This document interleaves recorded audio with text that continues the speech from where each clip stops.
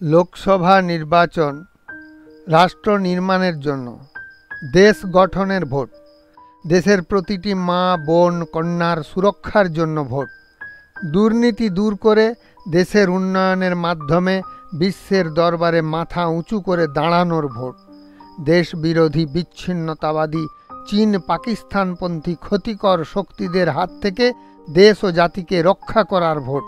এই ভোট জলের কলের মুখটা আমার বাড়ির ভেতর অবধি এলো না কেন? আবাস যোজনার বাড়িটা পাশের বাড়ির লোকটা পেয়ে গেল কেন? পরে যারা দিল পেয়ে গেল, আমি কতদিন আগে জমা দিয়েছি আমার ভাতাটা হলো না কেন? ভোট নয়। লোকসভা ভোট আগামী 5 বছর দেশের আর্থিক উন্নতি কতটা হবে, বিশ্বের পঞ্চম থেকে তৃতীয় স্থানে আসবে কিভাবে, কার হাত ধরে বিশ্বের শক্তিধর দেশগুলির তুলনায় আমার দেশকে কে আরও শক্তিশালী করে গড়ে তুলবে, প্রতিবেশী শত্রু দেশগুলির চোখ রাঙানিকে কে সপাটে জবাব দেবে, কাকে ভোট দিলে দলীয় ক্ষুদ্র স্বার্থের কথা না ভেবে দেশের মানুষের সামগ্রিক উন্নয়নের কথা চিন্তা করবে।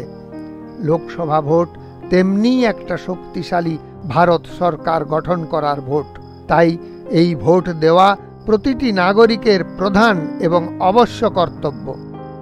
গণতন্ত্রে 100% সম্পূর্ণতা কোনো প্রার্থীরই থাকে না, তথাপি মন্দের ভালো অ্যাভেলেবল বেস্টকে আমাদের পছন্দ করতেই হবে। কোনো কারণেই ভোট নষ্ট করবেন না।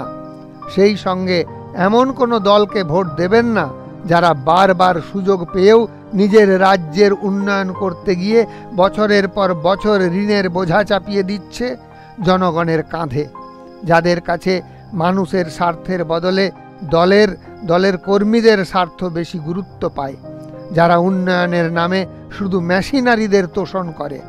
মনে রাখবেন, আপনার আজকের ভোট দেওয়া ভুল হয়ে গেলে শোধরানোর সুযোগ পাবেন আবার 5 বছর পরে। তখন কে দগদগে ঘা ক্যান্সারে পরিণত হবে। তাই ভোটের দিন আপনার প্রথম কাজই হোক মতদান। ভেবে চিনতে সবার আগে সঠিক সিদ্ধান্ত নিন। অন্যান্যদেরও সিদ্ধান্ত নিতে ভিডিওটি শেয়ার করুন। বিশ্বের সবচেয়ে বড় গণতন্ত্র গঠনে আপনার অমূল্য অবদান ভারত মাতার সম্মানকে বিশ্ব সভায় সর্বোচ্চ আসনে প্রতিষ্ঠিত করুক। শুভকামনা, শুভেচ্ছা। জয় হিন্দ। ভারত মাতা কি জয়।